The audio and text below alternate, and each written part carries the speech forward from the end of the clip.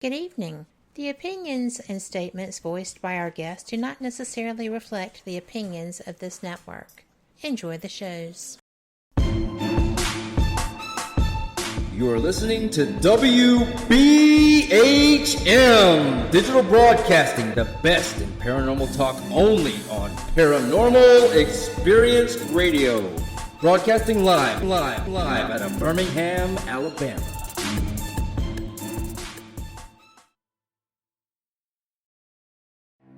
Headline edition, July 8, 1947. The Army Air Forces has announced that a flying disc has been found and is now in the possession of the Army. Army officers say the missile, found sometime last week, has been inspected at Roswell, New Mexico, and sent to Wright Field, Ohio, for further inspection. Now, historic films made in the spring of 1948 and just released show Eniwetok preparing for heavily guarded and still largely secret tests of new atomic weapons. The test's purpose is to measure atomic effects on thousands of different materials, 30,000 tons of them, not, as at Bikini, to prove military effectiveness.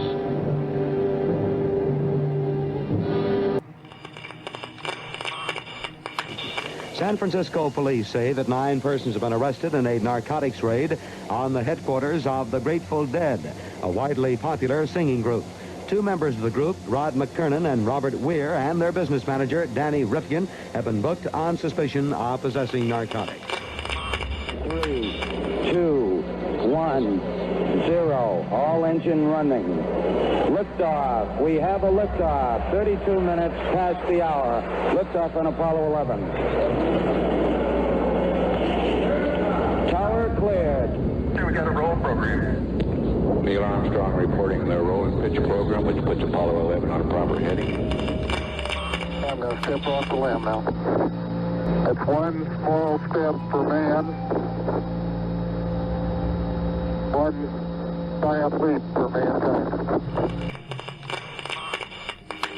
Well, strange lights are causing a viral buzz on YouTube. Could we have caught extraterrestrial activity on a recent newscast? Brandon Arroyo investigates. As the newscast ended, the controversy began back on September 26th. What is that light shining in the back of the dark night sky?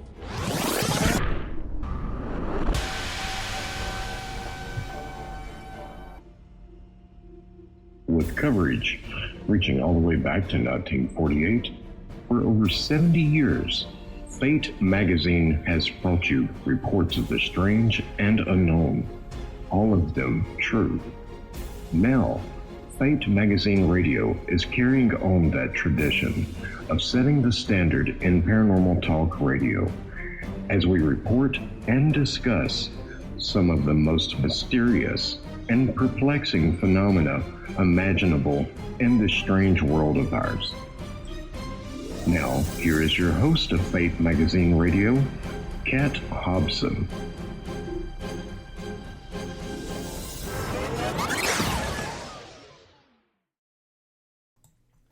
Good evening. Welcome to WBHM Digital Broadcasting out of Birmingham, Alabama.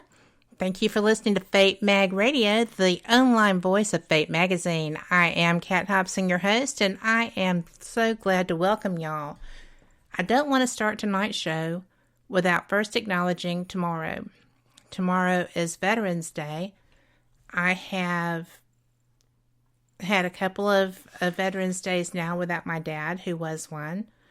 I am so thankful for everyone who has served, and I totally respect every person who had the willingness to put on that uniform, go out and face uncertainty, and still did it with grace and aplomb, and came home. And if you were a Vietnam veteran, I am so sorry with how you were treated, but I love you.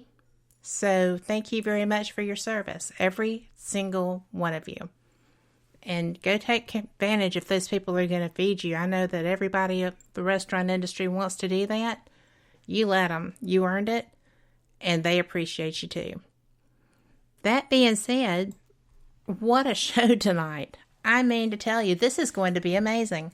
I was in Phoenix at the International UFO Congress, and I heard a voice that sounded rather like mine. That was unexpected. I knew he was going to be there because I'd been talking to him online.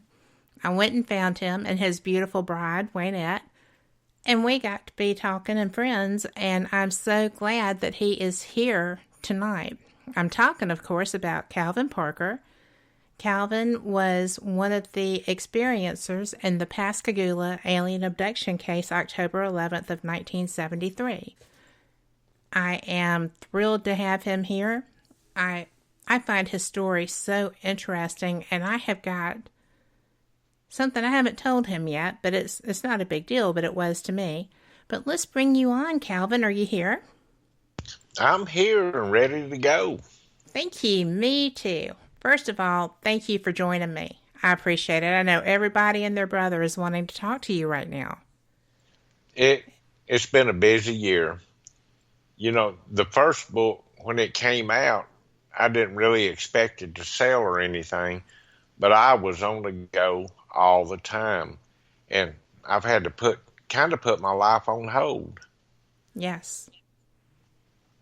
Well, you travel so much. I mean, you've been to all these conferences. I hated that I missed you at Ozark Mountain, but I wasn't quite well enough to get there yet. And I'm so glad that I finally got to catch up with you in Phoenix.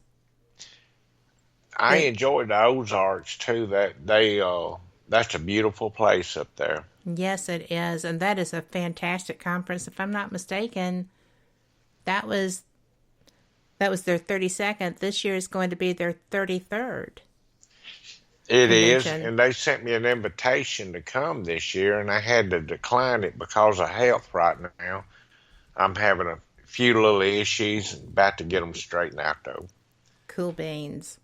Well, I relate.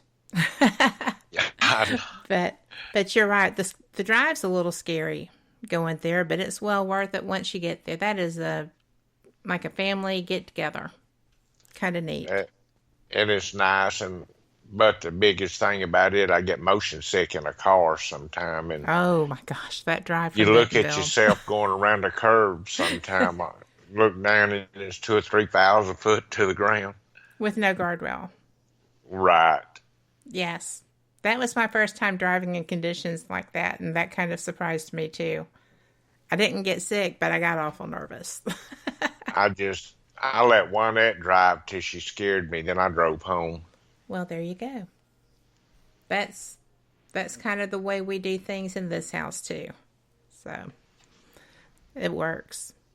Well, what was the first con that you were invited to last year? What did you actually get to experience? Well, I went to McAllen, Texas, to Nick Torres's conference, and then I went on the Travel Channel in that UFO contact thing, and I have to say I was impressed with the way that turned out, because I flew up there one day, we filmed one day, and then I flew back, but it took them something like 4 or 5 months to edit this program. And they recently called and wanted me to come back. But I was really impressed with the way they did things.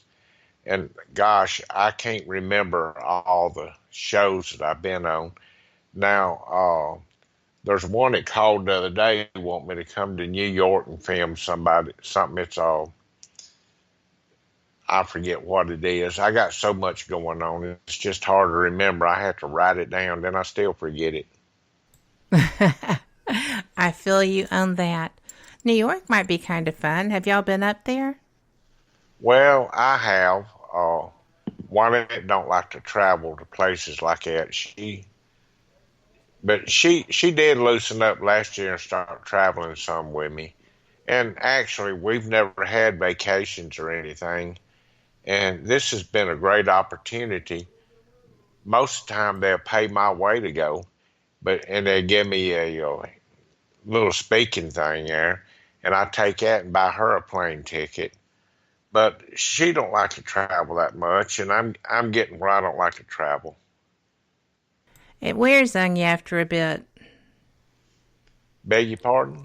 It wears on you after a bit. You get does. to where you don't know if you're winding your watch or scratching your head, or vice versa. Well, these airplanes is getting so small, and you stay cramped up in them, and these airports are so big. I know when we went to Laughlin, Nevada, we missed a flight out there because we just didn't have enough time to get to another gate. And it was an act of Congress to get that plane ticket rescheduled. We had to go standby then. Mm-hmm. And she don't like traveling by herself, and they had us booked on different flights and all that. So I just waited there till they got us all on the same flight.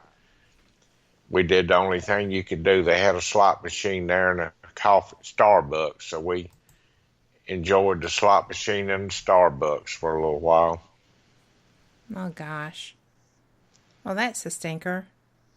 But at least they had the slot machines, right? That's odd that happened in Vegas. And and the sad part about it, at the airport, when they call you to get on a plane, you have to get on it. I put $20 in there, and the first pull I hit $300 or $400. Well, they was calling the plane to board, and I couldn't find the lady to cash it out. I just handed the ticket over to somebody that looked like they might need it. Told them to find them and cash it in. Oh my goodness. That was awful kind of you. Well, that doesn't surprise me, Annie. You seem to be. Well, thank you. I try to be good to people. But if I could have cashed it in, I had to say I would have probably put it in my pocket. I understand. I do understand. Sometimes it is just difficult. So,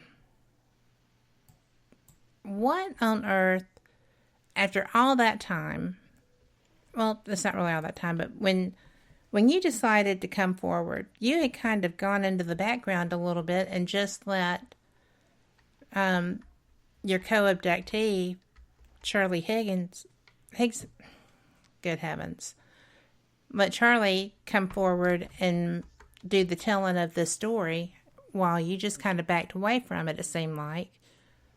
And then you just started coming back. So, well, what caused that?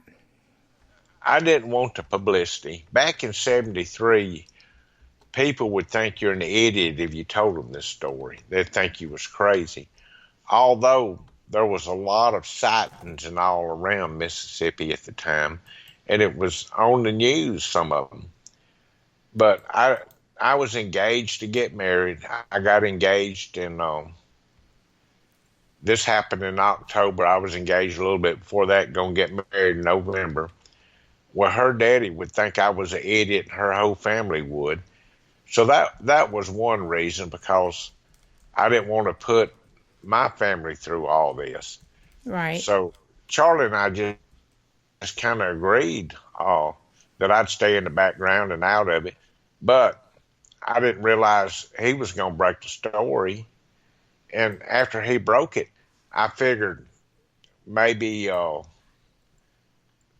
week or two, this would all be history.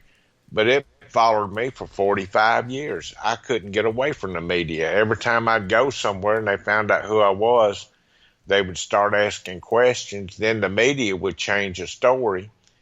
And if you're going, this story's bizarre enough like it is. You don't have to change it to make it any better than, or make it more bizarre than what it is. So I just decided not to have nothing to do with it. And what it did, it turned my life into, I just became a recluse. The only thing I would do was work. I'd get up and go to work, and I'd come work all day, and part of the evening, that was my social life. And I didn't realize what this was doing to my family, but, you need to take family time every now and then. You do. And I just became a recluse. I didn't want to be around nobody. And I'm pretty much still that way. I let a few people into my life. And the people that I do let in, I really care for and I love. but I don't go out and hang around in public places that much. Well, that was why I didn't invite y'all over to Gulf Shores when I was in Orange Beach when I was doing that conference a couple of weekends ago, because I was actually speaking on ufology, and I did not want that to be something that I thought would be a distraction and maybe upsetting for y'all. Well, So, no, it wouldn't be. Since the first book came out, actually, we was going the publisher, Philip Mantle, was going to let the book come out in September. mm-hmm. But it got released a little bit early somehow, and just on the market for a little while. It was so popular and in such demand that we went ahead and released it in July, because we just couldn't keep it under wraps then. But he had a busy schedule, and he just had to take off his schedule and tend to this. And it was amazing, because when this first book came out, I figured it would sell maybe 10 copies, and I'd have to buy them, and I'd give it to my family and my friends, and let them read what happened instead of me having to set everybody down and tell them. But this thing has skyrocketed, and people are just fascinated by this, and it's so well documented too. I have to say one thing, and that is the publisher that put the documentation together. Philip Mantle, I couldn't ask for a better publisher or a better friend. I've never met him face to face because he's in the UK. And the way that all this came about was me and my wife had went to a funeral. One of her neighbors had passed away. Well, we actually went to the wake, and I signed a register. Well, out of 45 years, I've never talked to her and told her anything about what had happened. She never asked me because she figured it would upset me and all. And it really wouldn't. I just didn't like telling the story. So we went to this wake. And while we was at the wake, I did something I normally don't never do. I signed the register, signed my real name to the register, because they were neighbors and all. And people started coming up and asking me if I was the Calvin Parker. And it was amazing to me how people remember you from 45 years back. And at the time that we was at this wake, we didn't want to just take away from the family's grieving that was there, his wife and daughter and all. So we got in the car and left early. Well, on the way home, Juanette said, "Why don't you write a book?" And I was thinking, I'm not going to write no book.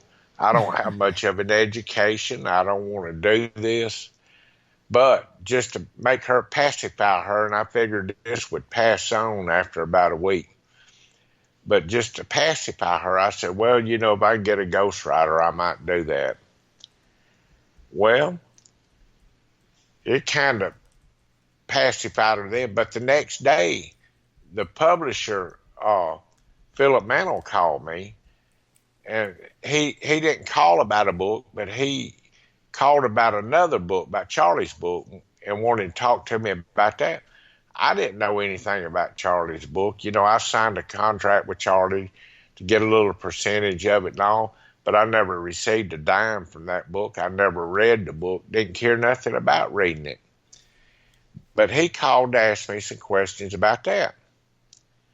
Well, in the process of talking to Philip, he said, well, have you ever considered writing a book? I said, nope.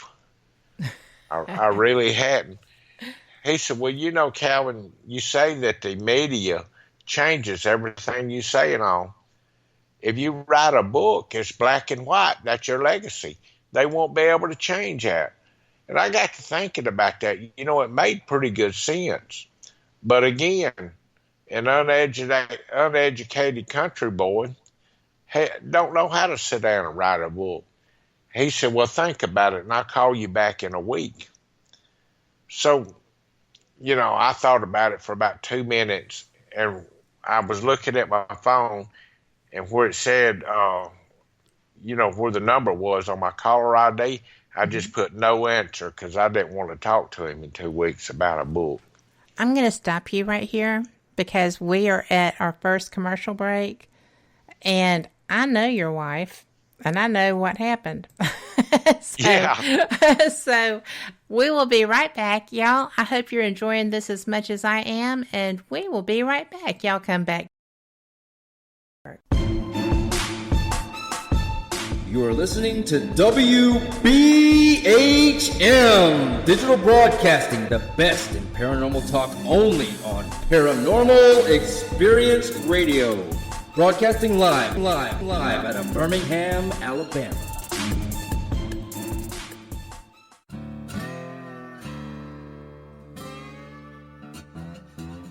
Oh, come on. I'm Southern, but...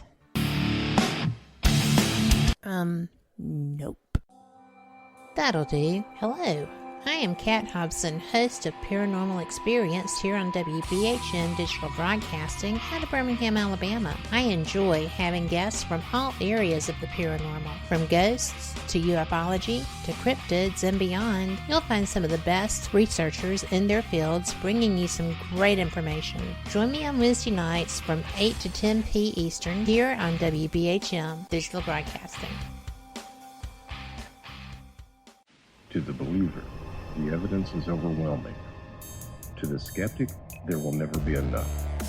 Hello everyone.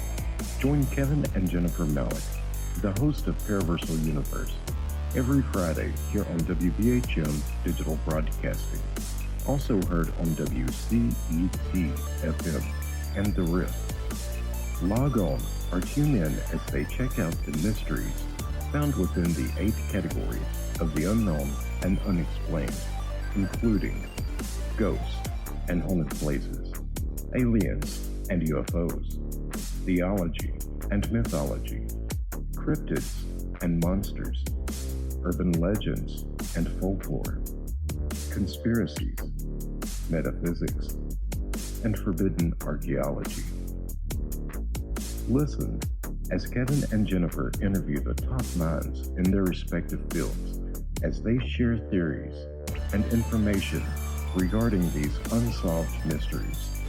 For future show and archive information, one can find Paraversal Universe on Facebook, Twitter, and MeWe under various Paraversal Universe headings. So, for excellent talk radio about the unknown and unexplained, check out Paraversal Universe, where all paranormal perspectives apply. Brought to you by the Northern Wisconsin Paranormal Society, Ltd., and produced by WBHM-DB.com. Thank you for listening to WBHM Digital Broadcasting out of Birmingham, Alabama. The time is 23 minutes after the hour. Welcome back. You are listening to Fate Mag Radio here on WBHM Digital Broadcasting out of Birmingham, Alabama. I am Kat Hobson. I am the voice of Fate Magazine online, joined by Calvin Parker. I hope that you've enjoyed the show so far. It's about to get a lot deeper. And Calvin, I do apologize for interrupting you. We were where you had blocked out Philip and decided you were not going to do this at all. Yeah, in my mind, this would have passed on after a little while. But I was at the boat landing one day when he was supposed to call. He called exactly when he was supposed to a week later. And my phone was ringing. Well, I didn't know if it was something wrong at home or what it was, and I was busy loading the boat. And I had no answer on the phone, but I didn't look at my caller ID, and it was Philip. Well, I didn't want to be rude to the man because, we agreed to call. And that's when we first started talking about the book. He said, well, have you thought about the book? And I wanted to say, why, heck no, I hadn't thought about the book, not going to. But then he started talking, and Juanette was pushing on the other end for me to do this. And I told Philip, I said, look, the only way that I would do a book is I don't want anything edited in this book. I don't want a period put where it's not supposed to be. I don't want a question mark. I don't want a misspelled word corrected. I want this book in my language, and that's good old redneck boy. Well, he agreed to that.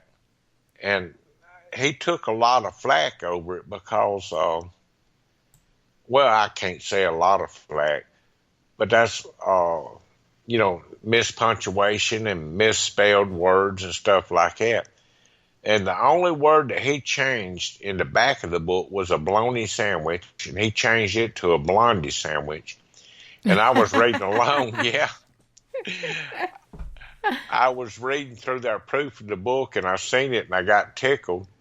Well, people have to remember, he's from the UK. He had no idea what a burnt bologna sandwich was. And what is a blondie sandwich? Yeah, that's what I want to know. Because I'm from the South, too, and I know what a burnt bologna sandwich is, but I do not know what a blondie sandwich is. Well, I know, and I guess he assumed that on himself. I get, I watched that Blondie and Dagwood show, and it might be something that she did. I bet. So anyhow, me and him made an agreement, and we agreed to that. And I went home. I told my wife, I said, look, I'm going to do this book. I said, Philip told me it'd probably take me 3 or 4 years to do it. I said, but that's crazy because I can read a book in a week, a big book. So I believe we can just do this in a week. Now, if you don't care how the book's written, if you're just writing it in your words and you don't have to sit there and think about it. And this was a thought that had been burning my mind for 45 years, so I didn't have to do any thinking. I told one Ed, I said, look, I'm going to try this. I came back to the room, my office. I said, don't let anybody interrupt me. Once a day, bring me something to drink, bring me something to eat. I don't want to take no phone calls. I don't want to see nobody. Make everybody just leave me alone. So we did that. With 2 or 3 weeks' time, I had the first draft sent out, and I sent it to Philip, and he looked at it, and he emailed me back. We was working through email, and he said, that's quite a mess. Well, I knew it was. He said, let me give you a little outline on what to do. And he outlined it. He said, the first chapter, you need to tell about yourself. Second chapter, tell where you met Charlie, how you knew Charlie. Third, go into your experience. The fourth, keep on, and just so on. Well, I went back to my room again, 2 days' time. I just took that jumbo mess that I had out, and I put it together kind of in chapters and sent it to him like that. Well, he went ahead and published a book like that. And believe me, it's hit the market, and it just went off the shelves.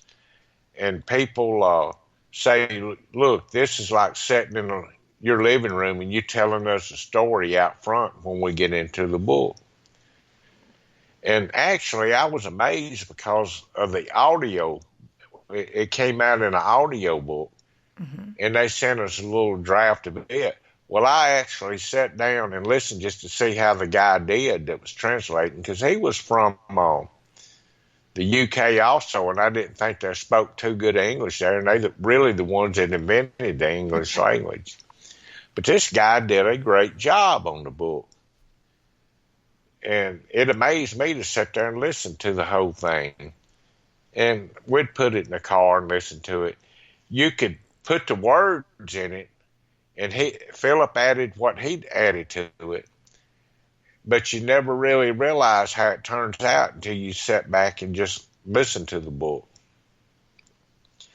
But the first book made a bestseller. And what it did, it brought everybody out of the woodworks, what I'd like to say, it brought new witnesses, new evidence, and we was just going to add to the first book a little bit. And by the time the second book was finished, it was as big as the first one. I think about 800 pages, or 4, 5, I don't know. And I don't know how sales is going on it. I don't keep up with it, but it must be pretty good. And the first book now is out in French, German, Portugal, Russian. It just keeps coming out. And it's really amazed me. Well, it is amazing because we're talking a 45-year-old experience that was out. It was discussed at one point.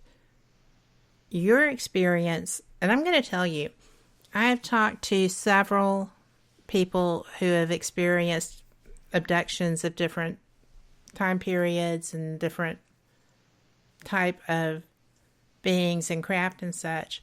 You are one of 2 people I know who were not passive about what happened to you. No. You initially were because you felt like you had been drugged, if I'm not mistaken, but you did not remain passive. No, and but you're only one of 2 people that's ever told me that. Well, to me, it was like a crime. It's like somebody kicking in your front door and coming in there, dragging you out of your house, taking you to the van, and drugging you and giving you a physical. So it was just like a crime that I compare it to a home invasion. Mm-hmm. And if somebody did that and come in my door, I'm going to shoot them. There ain't no doubt in my mind about it. And, I love people. I love being around people, and I'm a Christian. But I'm not going to take no bull from them.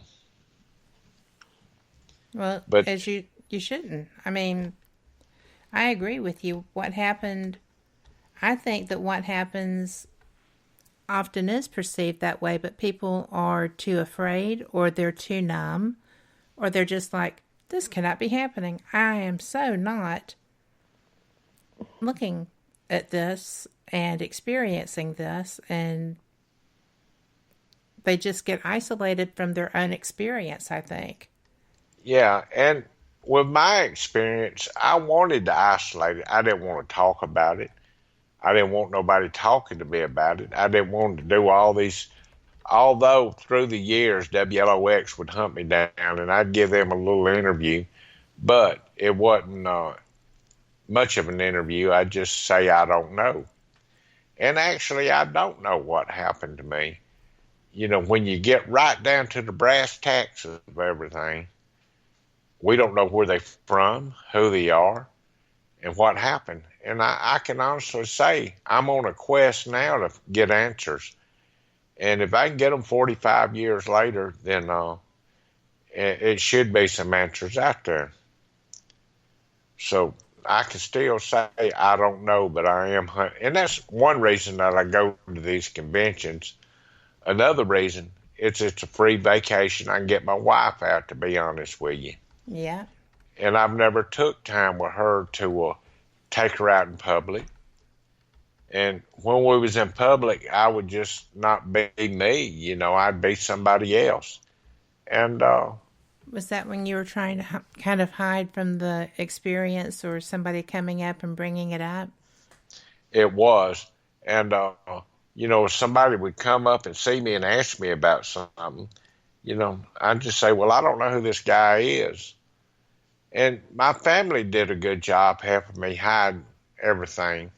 I've got a brother that I love so much, and he died of an aneurysm 2 years ago. I'm sorry. And he retired out of the service also. He was a veteran. And he had been on to me to write a book also.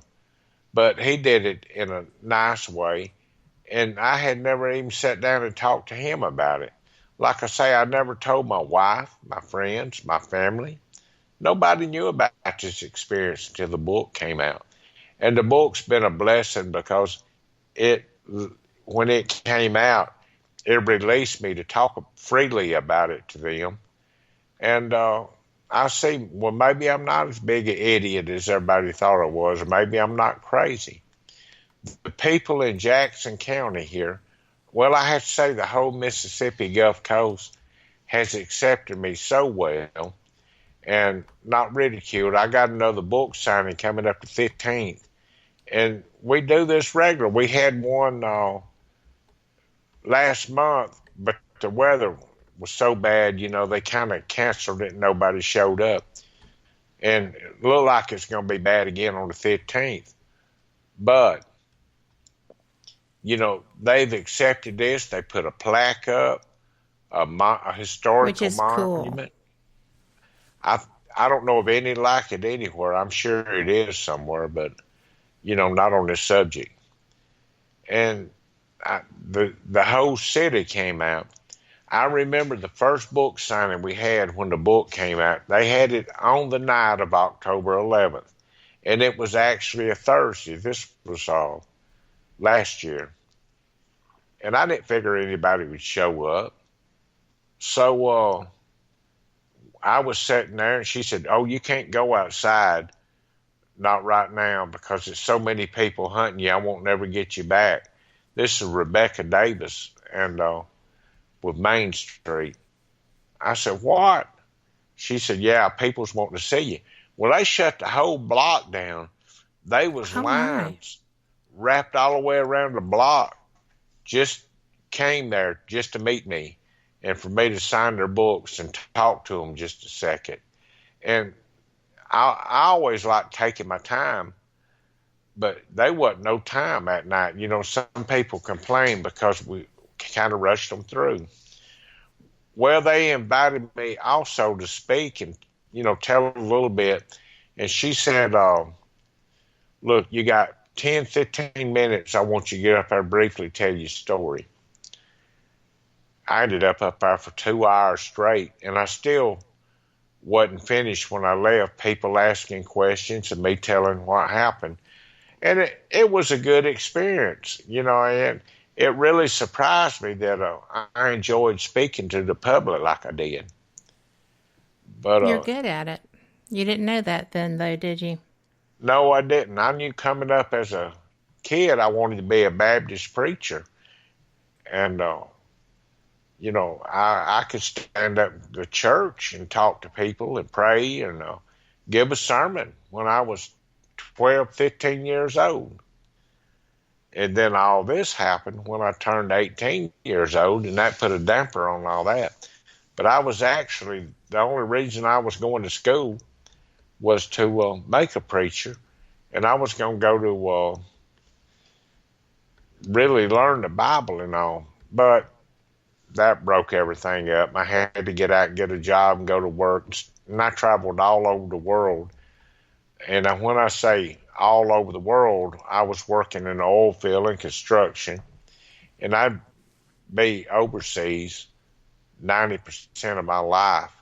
I've probably spent more time in Singapore, and the North Sea, and Oman, Libya, Iran. I spent a lot of time working over there before they got so violent. I mean, I wouldn't go over there now, not by choice. I agree. I don't think I would either. I have to tell you that we are getting a slew of questions in the chat room. So that's going to be coming up on you here in a little bit. Okay. But they are very much enjoying you sharing how you got to this point. I am so impressed with the fact that you enabled people to come forward to share their experiences that happened to them in that same time frame. And I'm going to tell you, I posted about it in the event, but you and I hadn't talked about it. I shared your experience as part of my ufology discussion. I had a couple of people that I thought were very credible abductees. You're one of them. I think that your story is not a story. I think that this is absolute truth. And I think that you're just great at getting this information out, and I'm glad that you finally came forward with your side of this, your experience of this. And because everybody experiences things. Charlie's and your experience, although you were both in the same situation, were very different because you're different people having the same experience. And this woman came up to me when I finished, and she was like, you know what, I am from Gulfport, and I saw craft that night. And I was like, how do you know it's that night? She said, because I wrote it in my diary. And I was like, wow, did you really? And she was like, yep. She said, because I've never had anything like that happen. And I've never had anything like that happen since. So, yeah, I did make a note of that. She said, and I remember when this happened. And it was so awful. But I don't know that they were the only abductees that night or in that period. And I'm sitting there thinking, okay, you have Eglin Air Force Base. You have NAS Pensacola. You have Keesler. You have the Coast Guards in Mobile and the New Orleans area. You've got all these places where something could be going up from. And nobody came forward to say that, there were aircraft out that night, trying to debunk your story. Not that I've been able to find. So, and when she said, oh yeah, I saw that. It was just like, Jiminy Crickets. Would you look at that? And she wouldn't give me her name. And I was like, I know he would like to talk to you. And if you're not comfortable giving me your name, reach out to him. Because, there's a second book. But she was just absolutely, I've never had that happen. I wrote it in my diary. That's why I know when it was. Well, oh, wait a minute. We have to go to break. I'm so sorry. But hold that thought, okay? Okay. All right. And we will be right back, guys. Y'all come right back with us.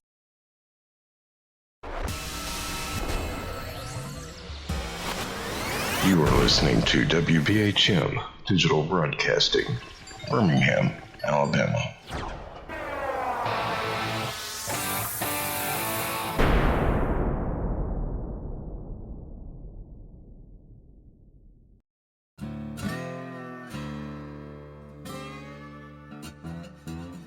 Oh, come on. I'm Southern, but... Nope. That'll do. Hello. I am Kat Hobson, host of Paranormal Experience here on WBHM Digital Broadcasting out of Birmingham, Alabama. I enjoy having guests from all areas of the paranormal, from ghosts to ufology to cryptids and beyond. You'll find some of the best researchers in their fields bringing you some great information. Join me on Wednesday nights from 8 to 10 p. Eastern here on WBHM Digital Broadcasting. Since 1948, Fate magazine has brought you reports of the strange and unknown, all of them true. Fate Radio is carrying on that tradition, bringing you the unusual, macabre, strange, and bizarre. Join host Kat Hobson Sunday nights from 8 to 10 p.m. Eastern on WBHM Digital Broadcasting.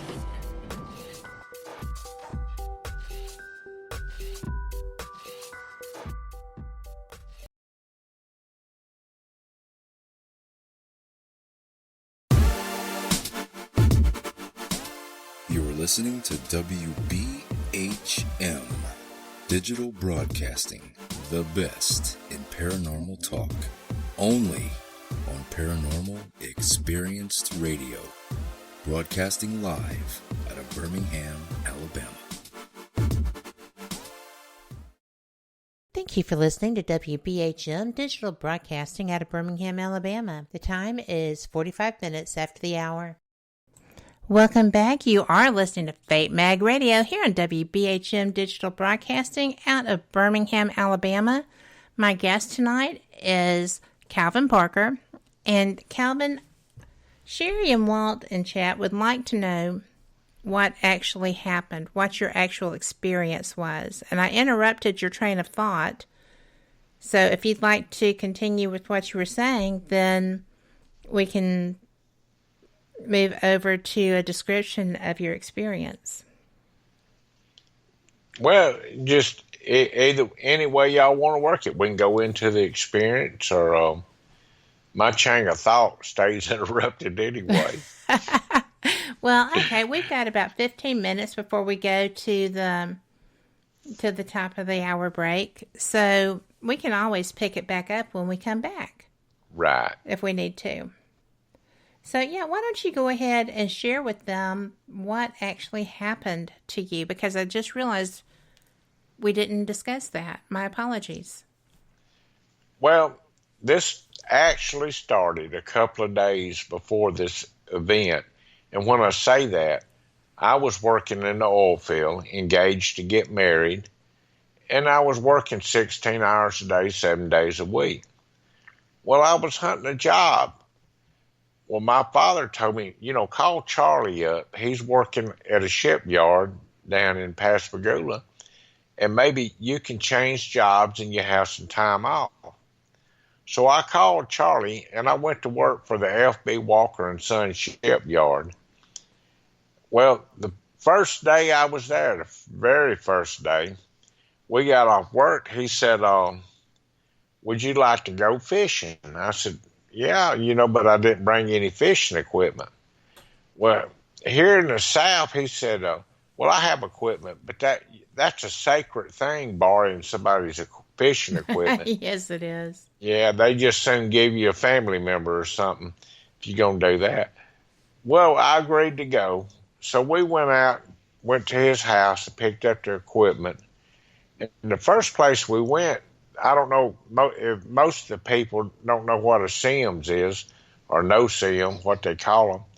But they got a mouth the size of a giraffe, but you can't see them. And they sting when they get on you, and they come by thousands, not just one. So this was the first spot, and I just couldn't stand it, and he couldn't either. He said, well, let's go. I know another spot where I don't think they'd be as bad. It's at the old Shaw Peters shipyard up by Highway 90. And we went over there, and when we pulled in, I noticed there was no trespassing sign there, and there was debris. This was an abandoned shipyard that had been out of business for a while. And I noticed there was debris laying all over the ground. I said, Charlie, they need to do a little better about picking up their own trash, He said, well, they're out of business, and when the flood water comes in, it brings this debris, and then when it goes out, it just leaves it on the bank. Well, that made sense. I said, now, how about this no trespassing sign? He said, well, just don't pay no attention to that. I fish here all the time. I said, okay, if I go to jail, you're going to get me out. He said, I will. Famous last words. Yeah. So we left. We started walking to the pier and taking our fishing equipment. And it took us probably 15 minutes to go 100 yards down there to the pier because of all the debris. Well, we pulled a log up. We sat down on the pier. And I was looking across the river. There was a big ship over there, and it was either a Coast Guard cutter or a NOAA ship for the weather or something. And I was thinking to myself, I remember clearly what I was thinking. How does something made out of steel float? And that was what was on my mind. And I noticed some blue lights reflecting from my back coming across the river. And I stood up and turned around and looked. And about that time, Charlie stood around. Well, actually, it's the color of the lights on the patrol cars around here, and I figured they was down there to run us off. So we stood up and turned around and looked, and then we was hit with a real bright beam. And I mean, it was blinding. And when we got where we could adjust our eyes, could see just a little bit, I noticed there was 3 bulky-looking creatures coming toward us. Now, these things looked like they was mechanical to me, you know, the way the movement and all was. And they didn't have a neck or nothing. It looked like their head just sat down on their shoulders.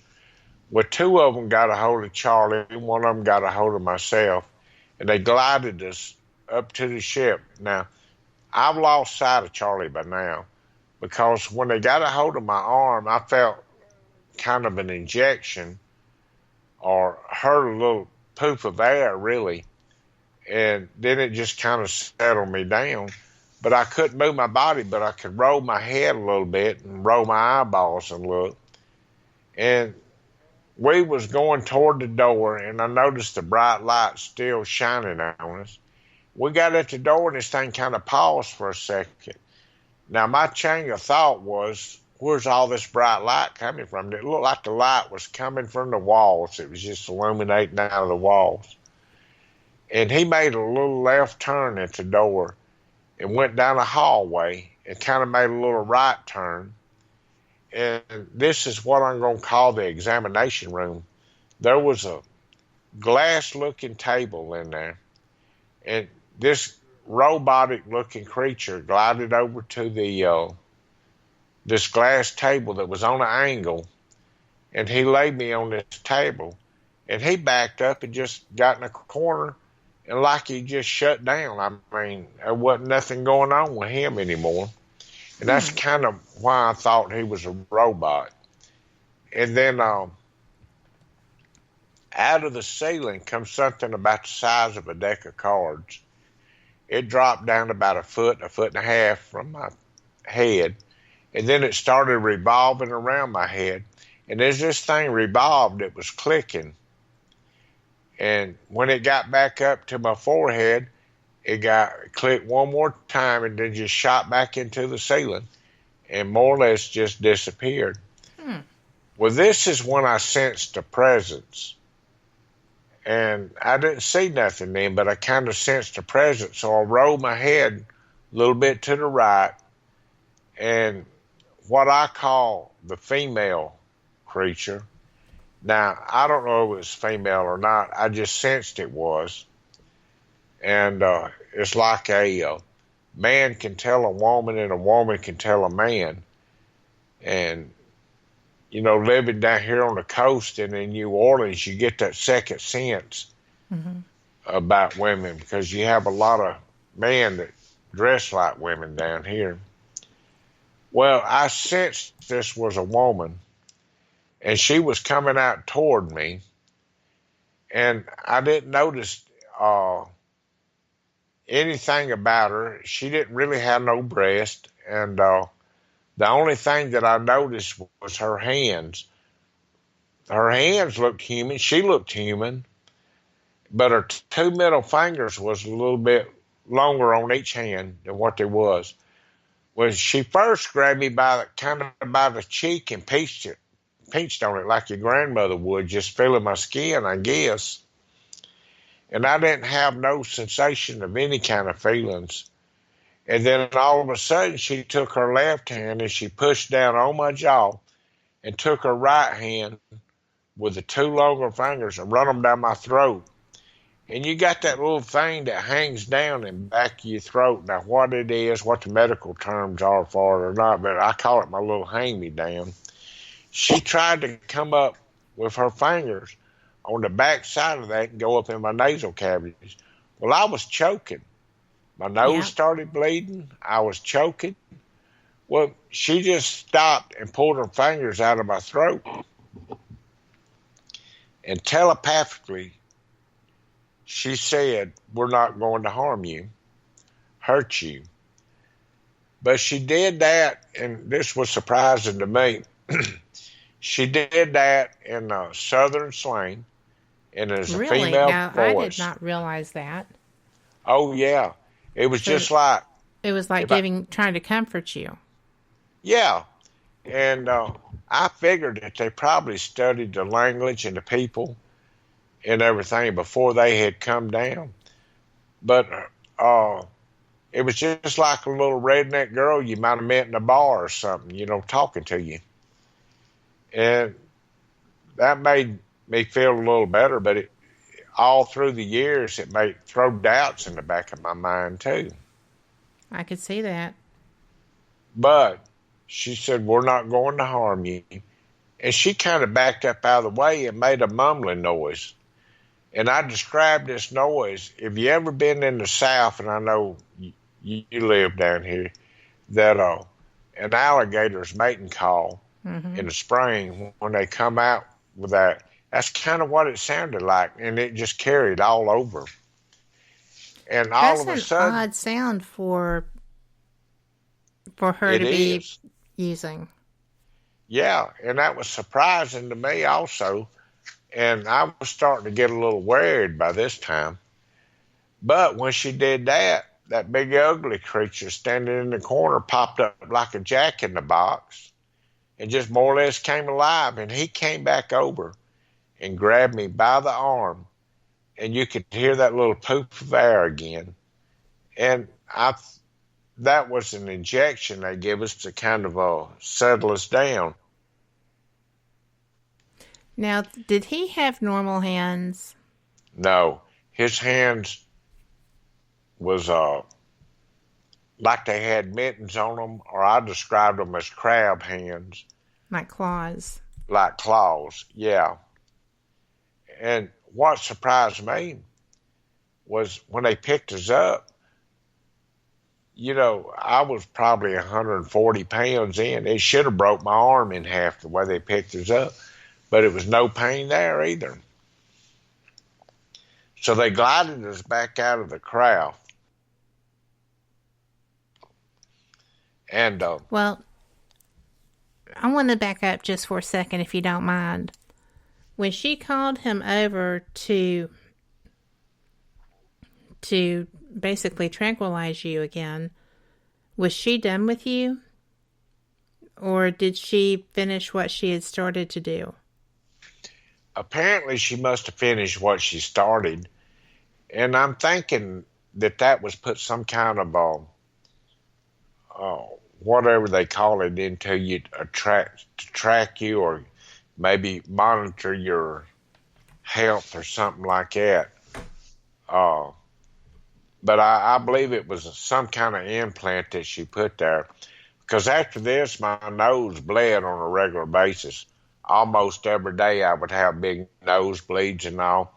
Even to the stage that I would have to go to a doctor to get them to stop sometime. So that had to be scary for somebody that had never really had that experience. Oh, it was scary. And I'm not going to lie, it scared me to death. But when she got through with me, she was pretty much through with me and backed out of the way. Now, somebody said, was there others in the room and all? I don't know if it was any others than her or the big ugly one. But I felt a presence like somebody was watching me the whole time. But everybody has to remember, I was pretty much paralyzed. I couldn't look around the room like I wanted to.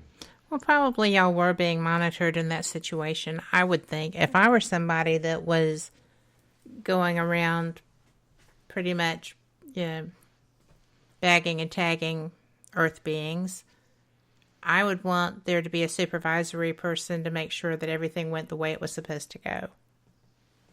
And maybe intervene if that didn't. And well, you like struck out at her, though, didn't you? Yeah, now this was in 93. Oh, well, we'll get to that. Because that was another one of the questions in chat. But, so, when you got out of the craft in 73, the big guy just grabbed you and took you back? Yeah, he'd come over, he'd pick me up by the arm again, and took me back out to the river, facing the river, almost to the same spot he picked me up, and I was facing the river with my arms outstretched. And that's when I heard Charlie calling my name. He said, "Calvin, Calvin, you okay, son?" And I thought, well, heck no, I'm not okay, you know. I've been No. yeah, I've got, you know, my physical and all over with here, you know, abducted. At the time, I didn't know that I was really abducted. I didn't know what had happened. But just putting two and two together, the only thing you can go on is the facts. And that's when I decided, you know, 45 years later, that I was abducted that time. So, anyhow, they put us out by the river, and Charlie and I sat down, and we agreed at the time not to tell nobody nothing. I thought, well, we made our way back to the car. I got to the car. We didn't get no big hurry. I'm going to stop you because this is about to get intense and very detail-oriented, and we have to take a break. So, everyone who's listening, I promise, Calvin will be bringing you this, and you will not believe what they did. It was the most intelligent thing I've ever heard of a person in this situation doing. I wouldn't have thought of it. But anyway, we'll be right back. I hope you are too. This is our top of the hour news break. It's a great time to go and stretch those legs, fill those mugs, coffee, beer, wine glass, Coca-Cola, whatever floats your boat. But we'll be right back. Thank you for being here, and I look forward to the rest of the show, and I know you are too. Support for this podcast and the following message come from the University of Florida Warrington College of Business. Earn your master's online or on campus from America's #7 public university, according to U.S. News and World Report. More at warrington.ufl.edu/masters. Live from NPR News in Washington, I'm Janine Herbst. Evo Morales has resigned as president of Bolivia after nearly 14 years in office. NPR's Philip Reeves reports the news was greeted with celebrations on the streets of the country where there have been weeks of protests. Morales was the first indigenous person in Bolivia to hold the highest office. His downfall was brought about by his willingness to bend the rules in order to stay in power. Last month he declared victory in an election that's now been found by the Organization of American States to be riddled with flaws. That rigged poll triggered weeks of opposition protests that paralyzed the country and saw numerous violent clashes with many injuries and several deaths. As the protests gathered momentum, the police this weekend began to desert Morales, followed by some of his political allies, and then the head of the armed forces, who appeared on TV and said Morales must go. Philip Reeves, NPR News. Lawyers for the whistleblower who set off the impeachment inquiry say House Republicans have not responded to an offer to make the person available to answer written questions under oath. As NPR's Bobby Allen reports, it's been a week since the whistleblower's legal team made that offer. The letter was sent to Republican Representative Devin Nunes, the ranking member of the Intelligence Committee. While other Republicans have said a written correspondence would not be adequate, the whistleblower's lawyers say Nunes has ignored the offer. House Republicans have listed the whistleblower on a wish list of possible witnesses as the impeachment hearings go public. But Intelligence Committee Chairman Adam Schiff dismissed that request. Schiff says the whistleblower's testimony is unnecessary and keeping the individual anonymous is a top priority. President Trump, meanwhile, continues to call for the whistleblower to be unmasked, despite objections from government accountability advocates who say that could discourage future whistleblowers from stepping forward. Bobby Allen, NPR News, Washington. 6 pro-democracy legislators who were arrested in Hong Kong this weekend are due in court tomorrow. NPR's Julie McCarthy says the case comes at a sensitive time. The arrests began Friday when Hong Kong gathered in emotional vigils for a university student who died in circumstances that many protesters say raise questions about the possible involvement of the police. Police vehemently deny any role in his death. But the arrests also come 2 weeks before crucial elections in Hong Kong, which will be a measure of public support for the government. The lawmakers say the clampdown on them is an attempt to provoke more unrest and thus justify canceling the elections. NPR's Julie McCarthy reporting.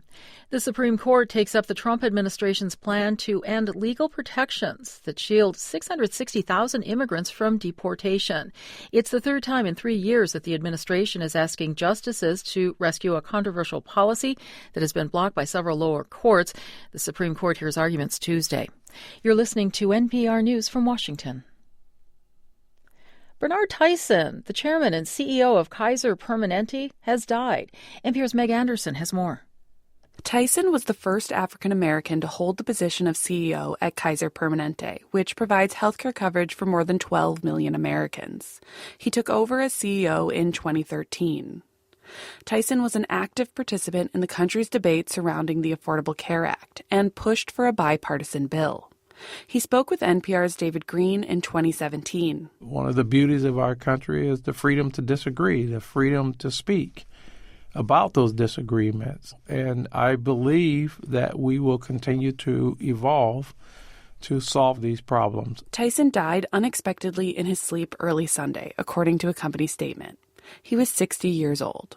Meg Anderson, NPR News. At the weekend box office, Midway took the top spot, bringing in an estimated $17 million in ticket sales. The film about the Battle of Midway featured a large ensemble cast, including Nick Jonas and Patrick Wilson.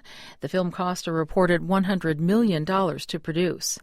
In second place, Warner Brothers' Dr. Sleep with $14 million in ticket sales. The Stephen King adaptation starring Ewan McGregor was made for about $50 million. Playing with Fire, the family-friendly comedy about firefighters, opened in third place with $12 million. And in fourth place, Last Christmas, coming in with $11 million in estimated ticket sales. I'm Janine Herbst, and you're listening to NPR News from Washington. Welcome back to WBHM Digital Broadcasting out of Birmingham, Alabama. The time is 5 minutes after the hour.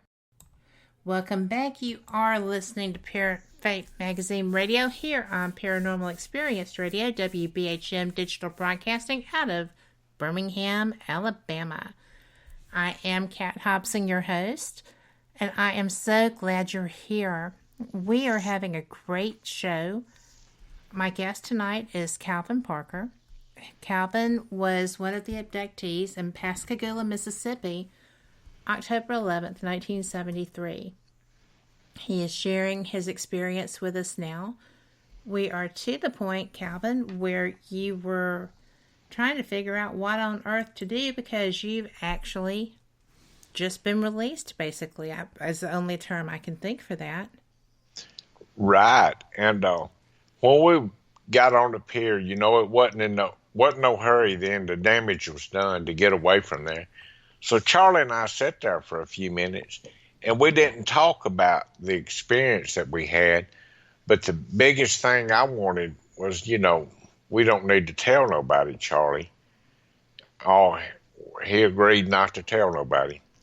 Well, on the way home, we got back to the car. We had a lot of trouble getting the car cranked. Now, this was a brand new car, and something fried some of the electrical system in it, but we did eventually get it going. And, spark plug wires have graphite in them, and the graphite in the wires was eat out in some of the spark plugs.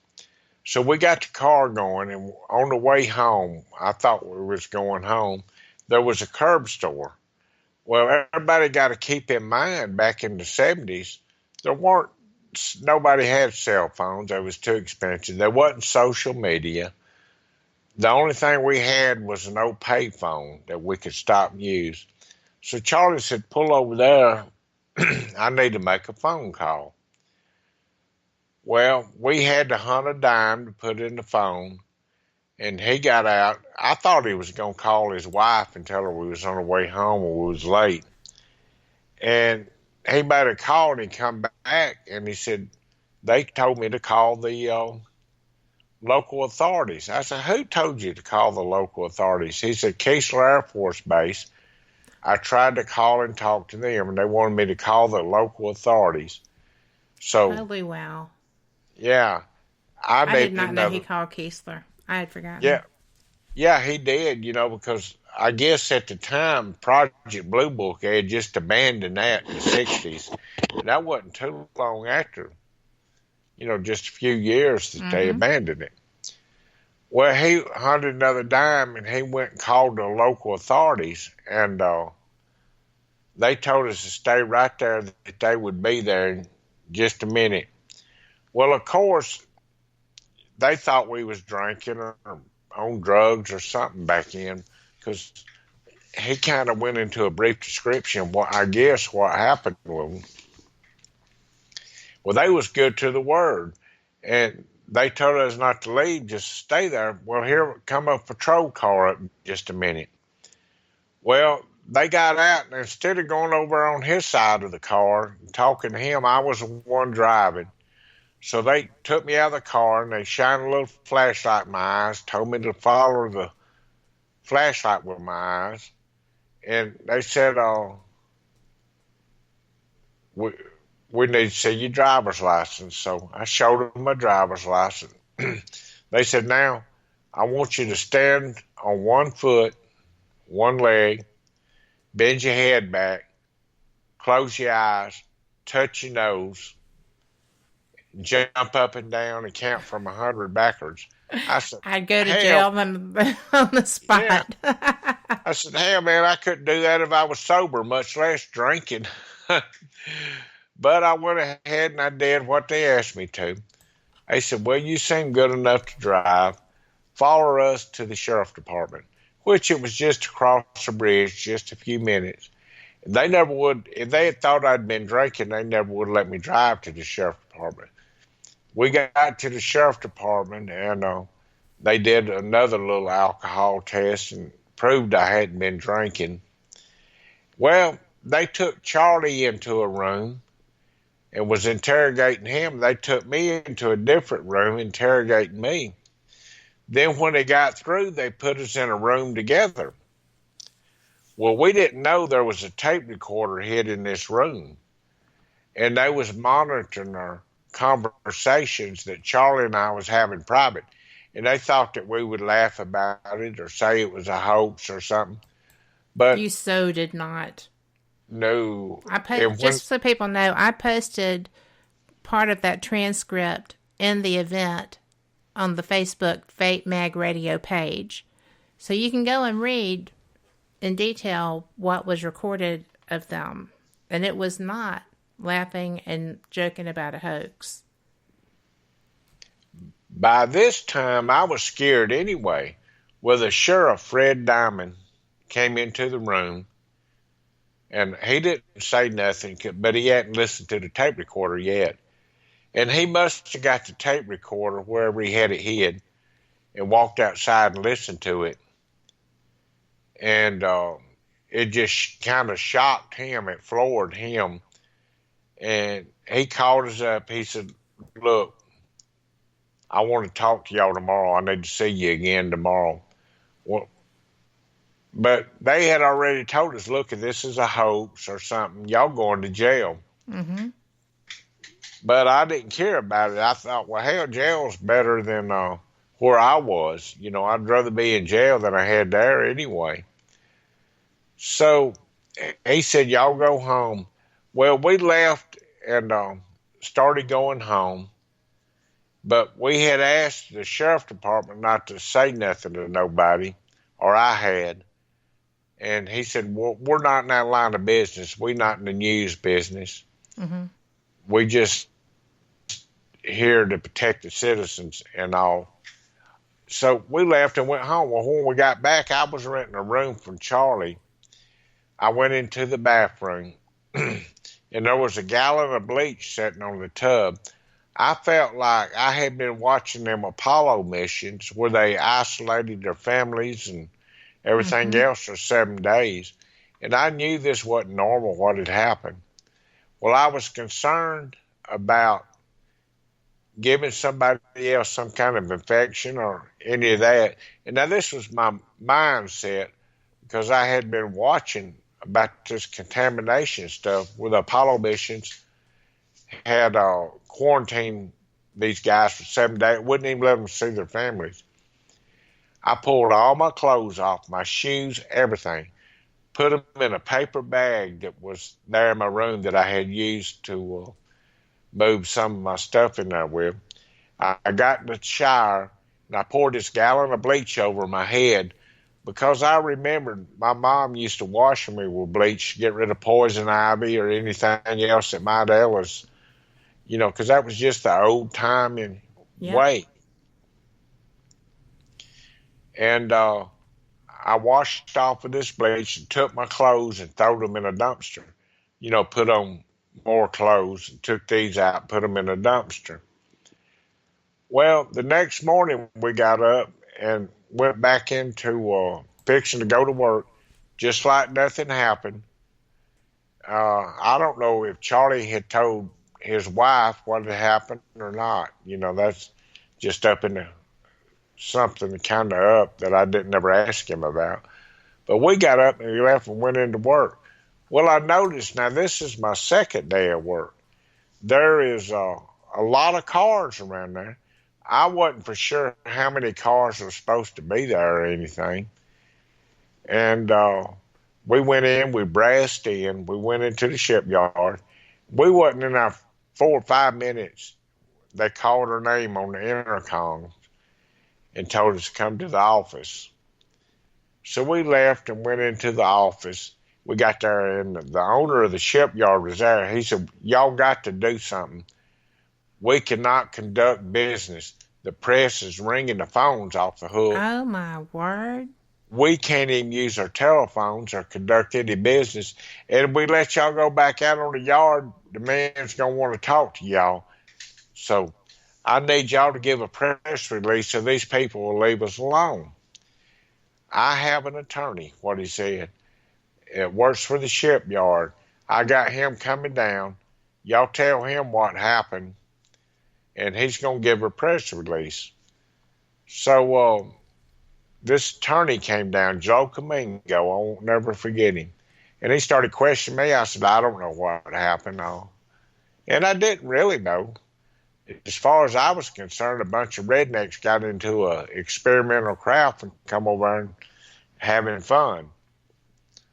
But anyhow, Charlie sat down and explained to him what was going on.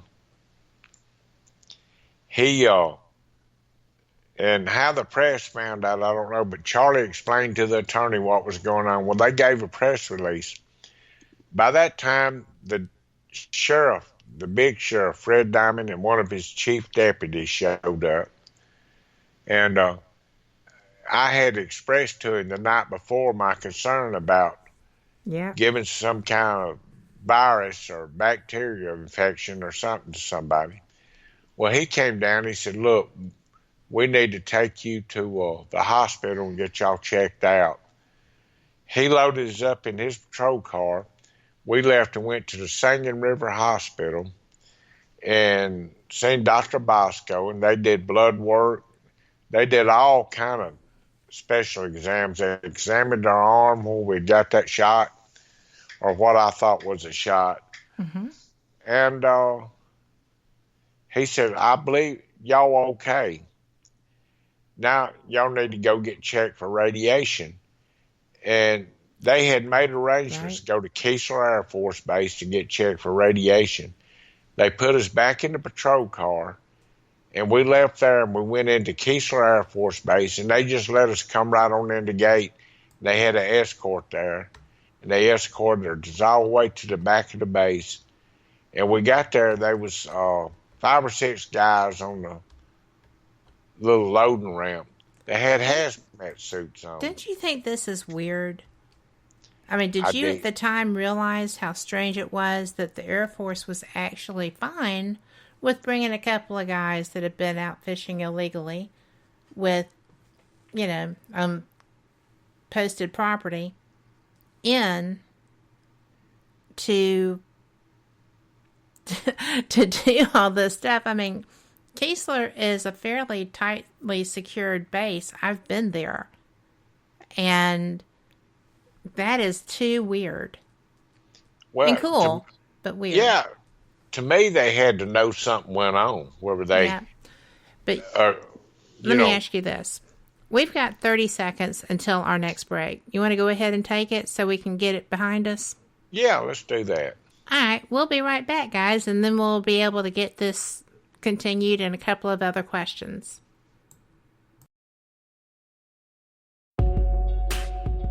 You're listening to WBHM Digital Broadcasting, the best in paranormal talk, only on Paranormal Experience Radio, broadcasting live out of Birmingham, Alabama.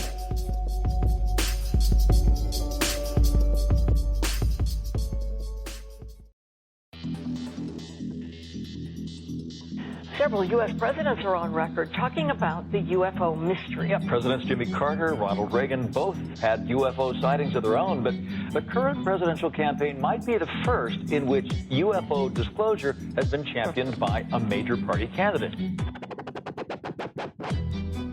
DIA, CIA, it moves around, is operating a program to train psychic spies to spy and use their powers against Russia. John Ronson writes about this in The Men Who Stare at Goats. The first known sighting of a ghost took place right after Abraham Lincoln was assassinated in the late 1860s during the administration of Ulysses Grant. Project Paperclip, Clinton releases it all in 1998. Possibly the unequal cooling of its surface. I say, do you still think it's a meteor, Professor? I don't know what to think. The metal casing is definitely extraterrestrial. It's a place where UFO hunters and scientists gather to examine paranormal activity in the region.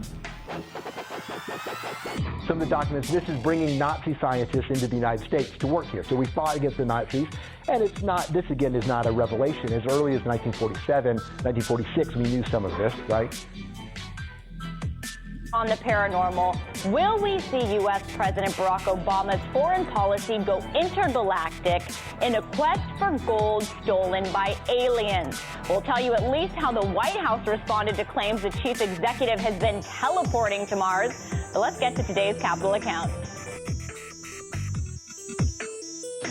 UFOs, hauntings, psychic abilities, conspiracy, ESP, cryptozoology. There are many things that remain unexplained in the inexplicable world around us, and we're talking about them here, looking for answers on WBHM Digital Broadcasting, Birmingham, Alabama. The truth is out there.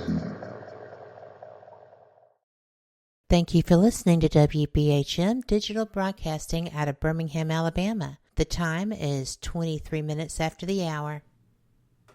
Welcome back. You are listening to Fake Mag Radio out of Birmingham, Alabama on WBHM Digital Broadcasting. I am so glad that you are here because Calvin Parker is sharing his experience, and we are to the point where you are at Keesler.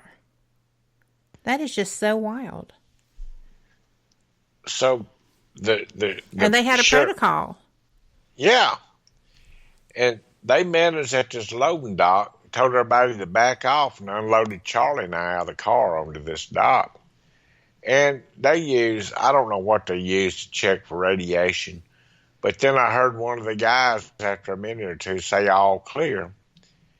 And they took their hazmat suits off. They said, y'all need to go in. They want to see y'all at the end of this hall. Well, I couldn't understand why they wanted to see us, but, you know, you oblige them. So we walked through a door, and it seemed like that's the longest hallway I've ever walked down in my life.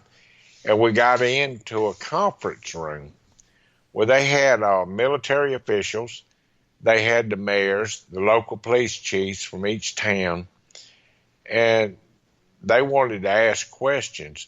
Well, you know, I answered a few questions in because of all the brass around, the badges around and all that. And I could understand them worried about some kind of invasion going on. Well, then when they got through, they was just as nice as they could be. You know, they didn't get out of hand or anything.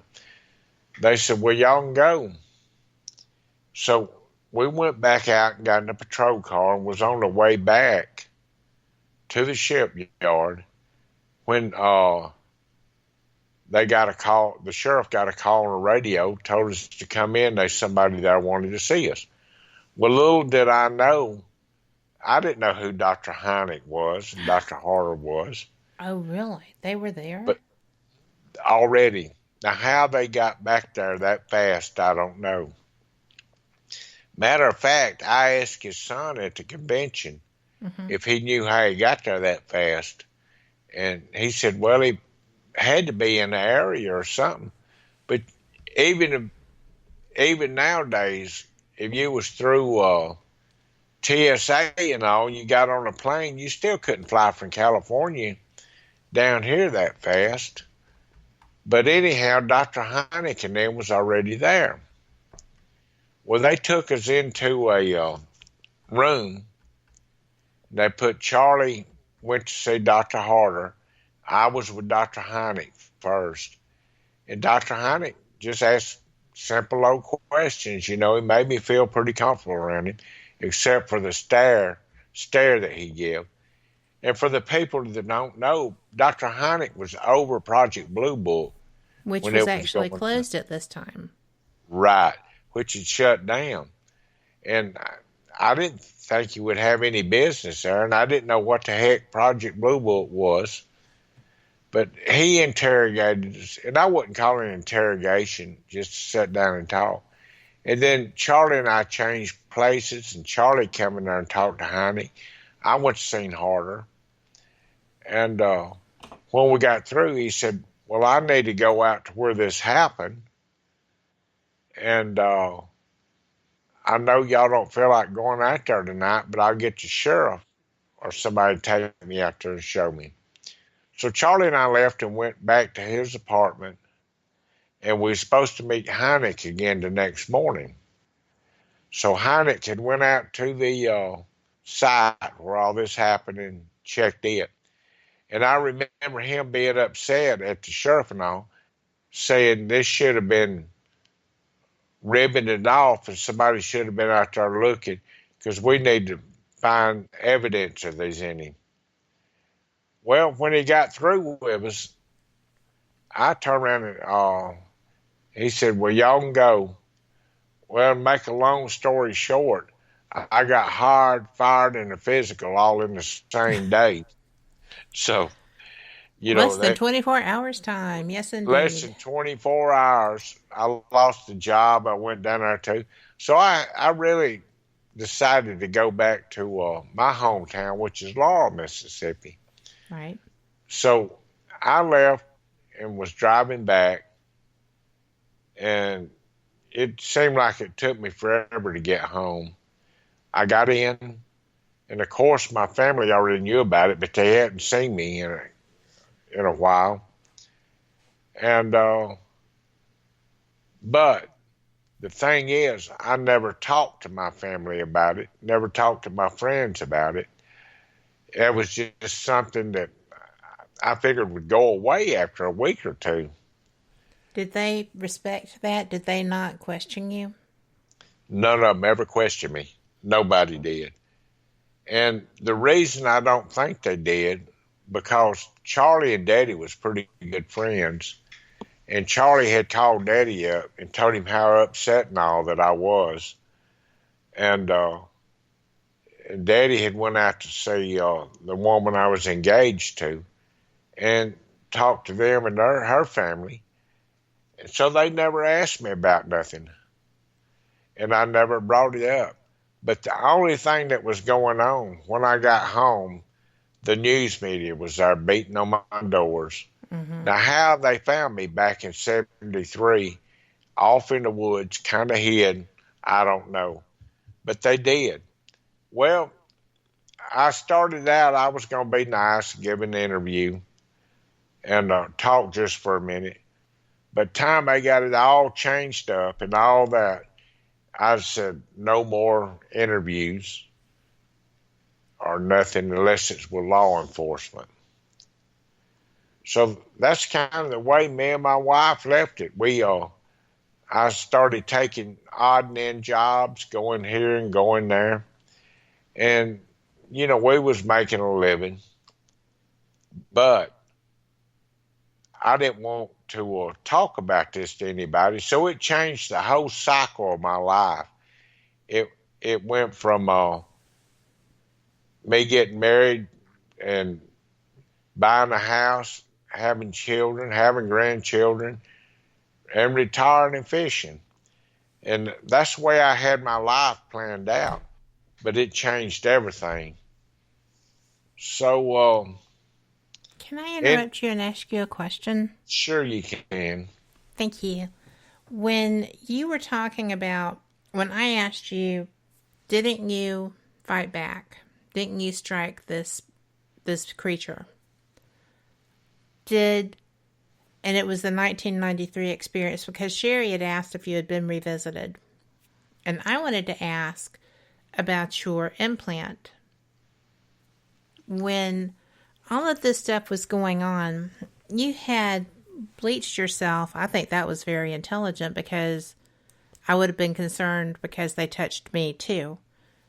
And you have an implant. They come back in 93. Tell me about that experience, if you would. This actually, in May of 93, I told my wife that, I'm going fishing. I'm going out to the islands. I'm going to fish, but I will be home before dark, because I didn't go out after night anymore fishing.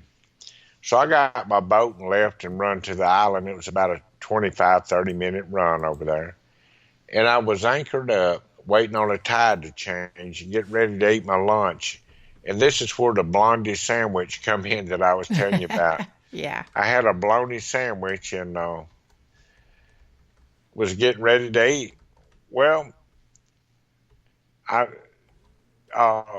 noticed there was a cloud, a big cloud above, and I was laying there just looking at the cloud. I didn't realize what it was.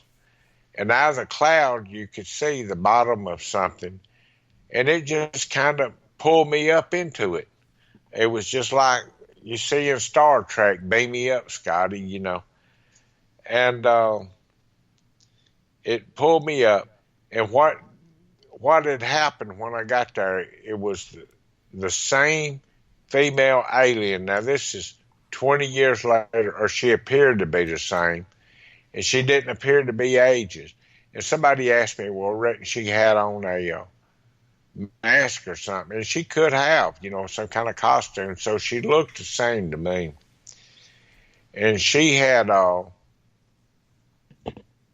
got me, and I was on the table, but she had me pushed up against the wall trying to get her fingers down up in my nasal cavities. And that's when I decided, look, I've had enough of this. I'm not putting up with it. I don't care if I live. I don't care if I die. But there's one thing I'm going to do. I'm going to have her as a testimony to what happened, because I'm fixing to grab her and wrap my arms around her neck and jump out the door if I can find the door. And when they find my body, I'm going to have her in my hands. We actually got into a physical fist fight, more or less there. I took and grabbed her by the neck, and I beat her head against the wall. And she was starting to bleed bad. She was bleeding black blood. It was coming from her eyes, her nose, or her head, out of her ears. Because I physically hurt her, but I couldn't find a door to get out of. And she summons the same robotic-looking creature to come over, and he grabbed me by the arm, and he injected me again with something where I couldn't fight back. And the next thing I knew, This started at about 11 o'clock in the day. I was supposed to be home by dark. Next thing I knew, I got up and it was dark. And I started going home in the boat. And it was 3 in the morning when I got to my truck and looked at the time. Holy wow. That's a good bit of lost time there. A lot of missing time. And the next morning, a friend of mine came over to the house and asked me what's going on. I said, well, look, I got all this time I can't account for now, and told him about that. Well, he was actually a reporter for WXXB Channel 25, and he had been hunting me to do a story, and I would never give him a story, but we become pretty good friends. So he said, well, did you catch any fish? I said, I ain't caught the first fish. He reached over and opened the cooler up, and it was full of fish, and that was a big cooler. So they were giving you a cover story. Yeah, I guess. Well, makes as much sense as anything else that would have put fish there. Yeah. Right? That's just so weird. It did. That was odd right there. And he said, look, I know a man that deals with this. He's wrote a book on missing time. We need to go to Tampa, Florida. He's at a conference there speaking. And this guy was Bud Hopkins. Mm-hmm. And I said, well, I don't want to go to none of these conferences and talk to nobody. I don't want nobody to know who I am or what I'm doing. I've been hiding from this for 20 years now. But I did agree to go talk to Bud Hopkins. But I wouldn't go in the conference. He said, well, I'll go in and tell him. So they went inside the conference and told Bud who I was. He said, oh, I've been wanting to talk to him for a long time. Y'all please go to my room, and I'll meet y'all over there when I get through. Well, we went to Bud Hopkins' room. He gave us a key to it. And we waited on him, and it wasn't long. Bud showed up to the room, introduced himself, and he said, Calvin, please let me hypnotize you. I said, well, no, I don't want to be hypnotized and made to look like a fool. But I finally agreed to let Bud Hopkins hypnotize me. And I told Bud, I said, look, I don't want you putting anything in my head. I've seen these floor shows in Las Vegas. Like a chicken when you hear a sound or something. I understand. I'd have been thinking that too. I said, I've seen these floor shows in Las Vegas, and I've seen some of the stuff the crowd does. I said, number one, I don't believe I can be hypnotized. Number two, you don't put nothing in my head that ain't there. And don't you give me any suggestions. Right. And he said, well, I won't. I said, look, now here's a better deal. There's a ball bat in the trunk of my car just for emergency use like this. And if you start doing this stuff, this friend of mine is going to beat you over the head with that ball bat and hand it to me, and then he's going to leave.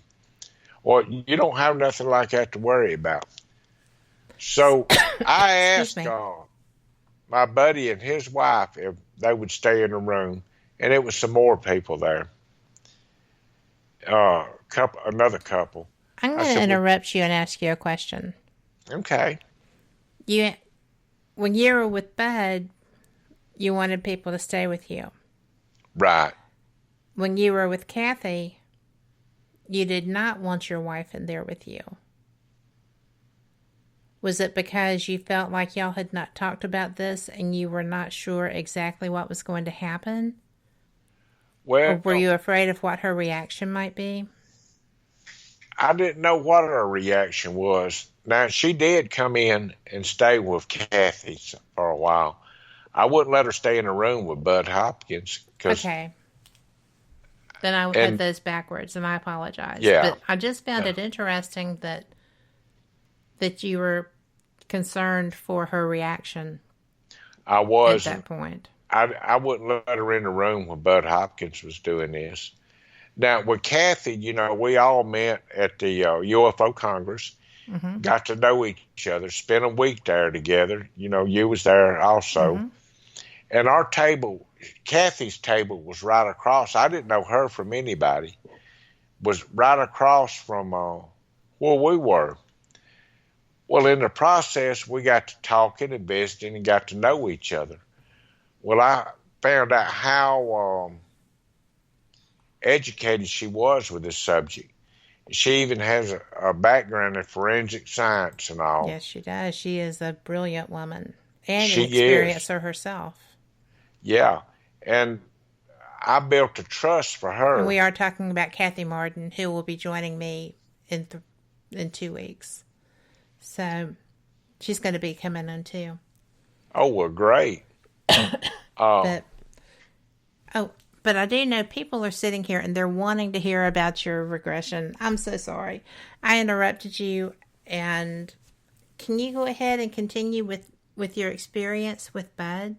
Absolutely. And then we'll move to Kathy. Okay. So I agreed to let Bud do it. Well, it didn't seem like I was in there for 2 minutes. And actually, the session was a couple of hours. Well, I didn't realize it. I didn't even realize I had been hypnotized up until I got ready to write this book. Well, Bud brought me out, but he put a post-hypnotic suggestion in my head.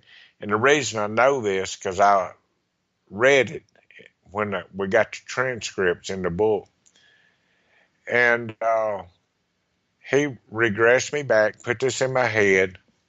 And when we got ready to write the book, I had told Philip, I said, you know, Bud Hopkins tried to hypnotize me, but he couldn't.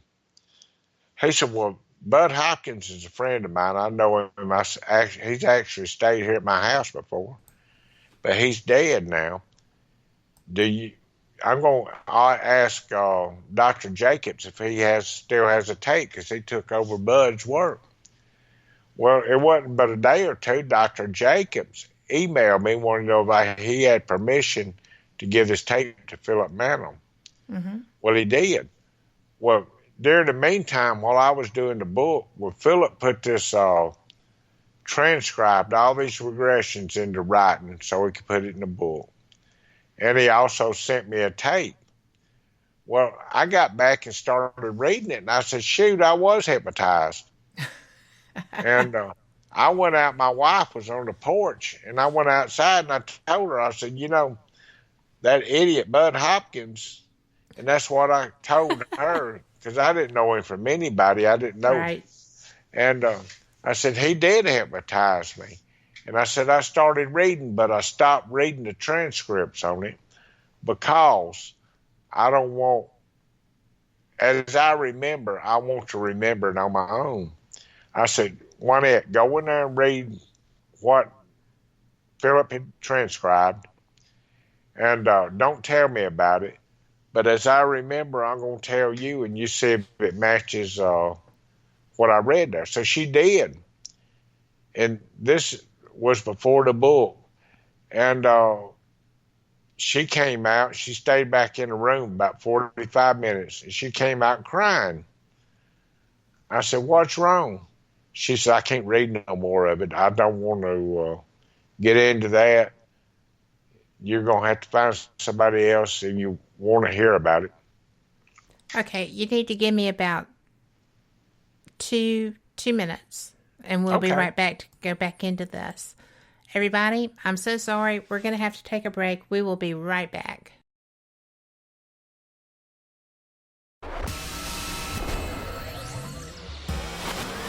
You are listening to WBHM Digital Broadcasting, Birmingham, Alabama.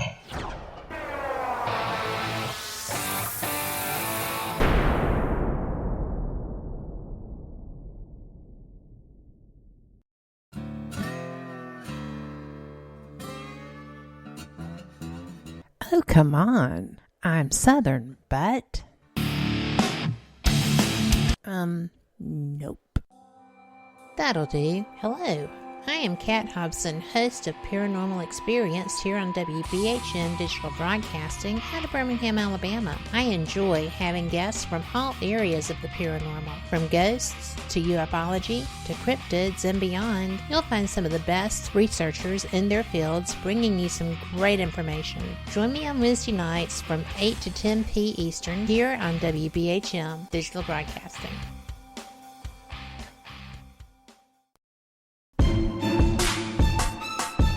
You are listening to WBHM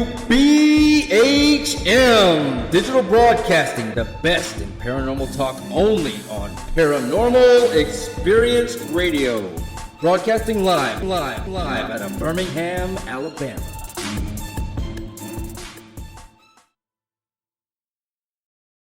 Thank you for listening to WBHM Digital Broadcasting out of Birmingham, Alabama. The time is 45 minutes after the hour.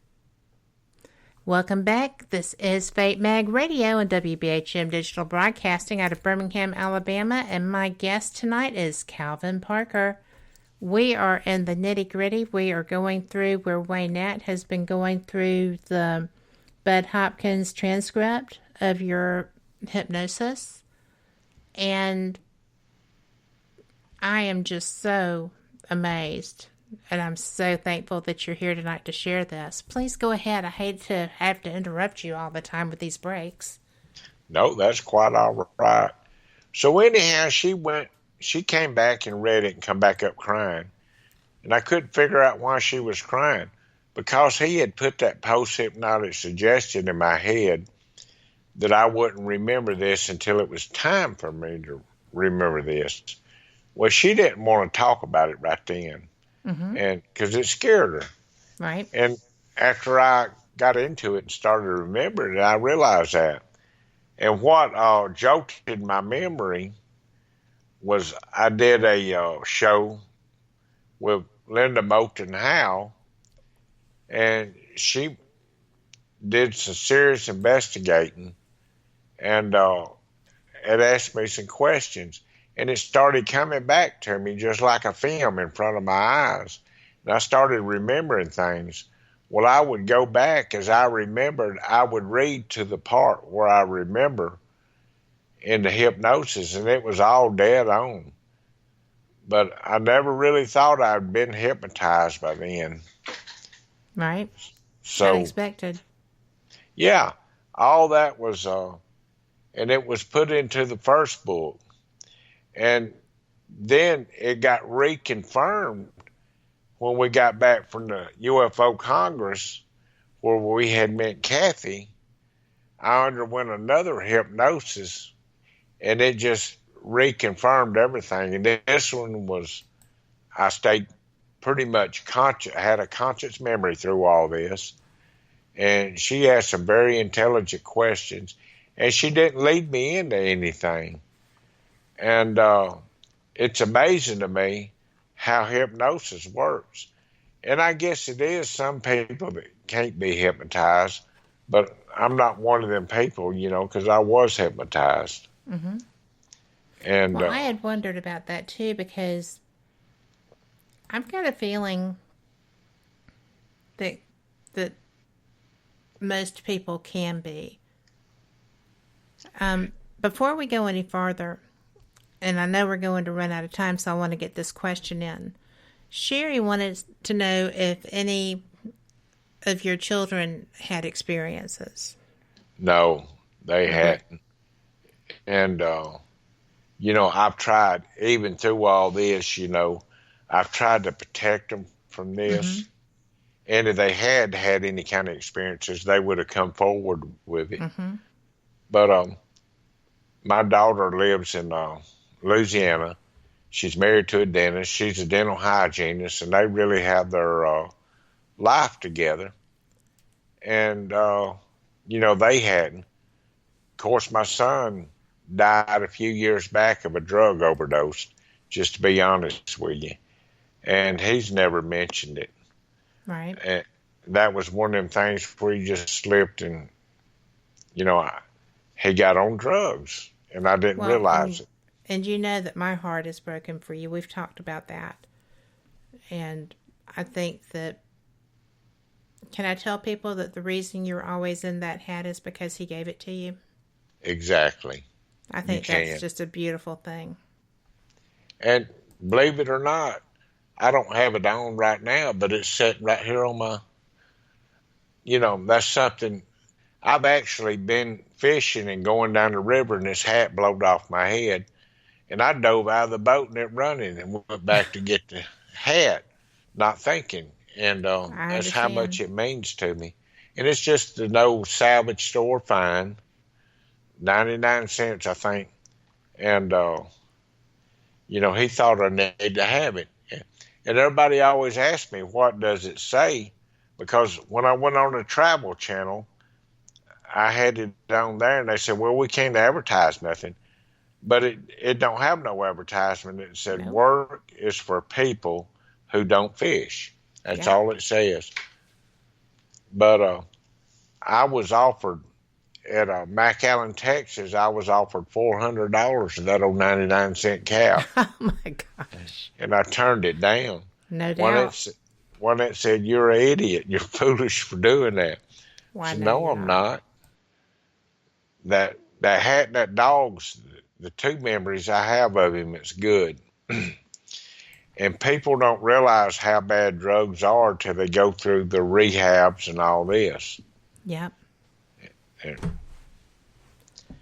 But anyhow, the abduction, I could sit here and go into another 2 hours and still wouldn't really finish the story. So, I'm really looking forward to coming back and we get on into what's been going on. Well, I am so excited to have you come back. And I know our listeners are too. Because the things that you've experienced are truly, for most people, simply the thing of legend or folk tales. And the fact that your experience with beings, you had the robotic looking things that looked like pretty much the tire guy, with horns. Oh, yeah. And what did the lady look like? Did she look like that as well? No. What did she look like? I've often told everybody if I'd been in a bar drinking and wanting a date, I would have tried to pick her up. That's how normal looking she looked. Now, she could have been in some kind of disguise. And or in a form that made you comfortable. Yeah. And her voice even made me comfortable, made me feel like I was talking to a neighbor right out here. And I don't understand. After looking through, when the book was done, I started looking at photos of different aliens that people had seen and different pictures. And mine looks nothing like them. And I didn't understand it. And I'm glad it don't look like them because I've seen big lizards and grasshoppers and everything else. Mine looked just normal, pretty much. Her two middle fingers was the only thing that was off on her. But she had hair, nose, eyes, mouth. And it was Maybe amazing. That's the part that she couldn't disguise because she needed that to do your implant. Do you still have an implant?